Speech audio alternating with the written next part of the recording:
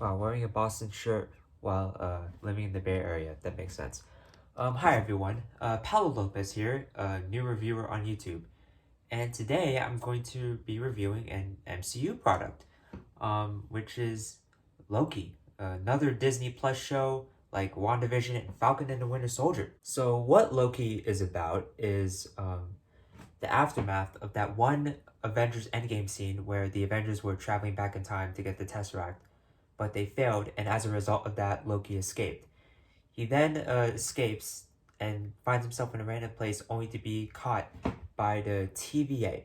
So what the TVA is like it's this government where it tries to maintain this flow of time that is sacred, and it doesn't want any branching paths everywhere. Otherwise, there will be a multiversal war. And so this TVA agent named Mobius, instead of sending Loki to get pruned by the TVA, instead recruits him to help fix the timeline. I've been pretty satisfied with the past two MCU Disney Plus shows.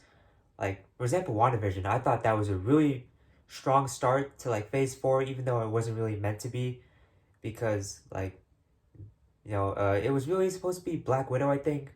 But then like the whole global pandemic happened, and that didn't work out. It's being released nowadays in 2021, like after WandaVision and all those shows that I just mentioned. And so I thought Disney Plus shows, I thought they were a great start to like this new phase, like this new saga of the MCU. So what did I think of Loki?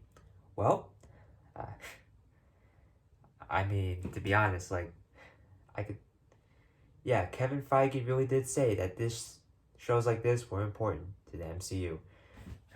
Yeah, let's get this out of the way. The acting is incredible. Like Tom Hiddleston, holy shit, what an actor. This is the most iconic role. Loki, like he owns it, and like he's always good as Loki. And all the other actors like Owen Wilson in this, like as Mobius, like I thought he was really good. The only thing I've seen him in was like that one dog movie. Like when I was a kid, I watched that dog film that he was in, and I remember crying like near the end of that movie. Like if any of you know the name of the movie, let me know. Another fun addition to the show is Sophie, played by Sophia Di Martino, and like this is the first thing I've ever seen her in, and she's really good. She's really good as Sylvie, who is a lady version of Loki, um, like a variant. Like and no, her backstory is pretty tragic, and um like near the end, I won't give anything away, but like her story, like at the end of the season, doesn't really end too happily. I'll say that.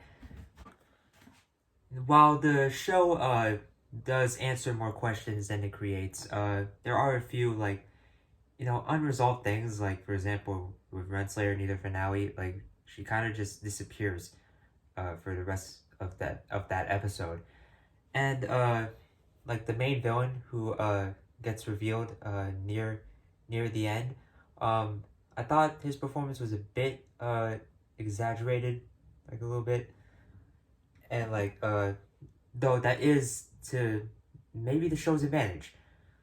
I can't really go further in depth because even though everyone's like talking about it, like talking about like his impact on the rest of the MCU, I still don't really want to go into full spoilers just in case some of you haven't seen the show.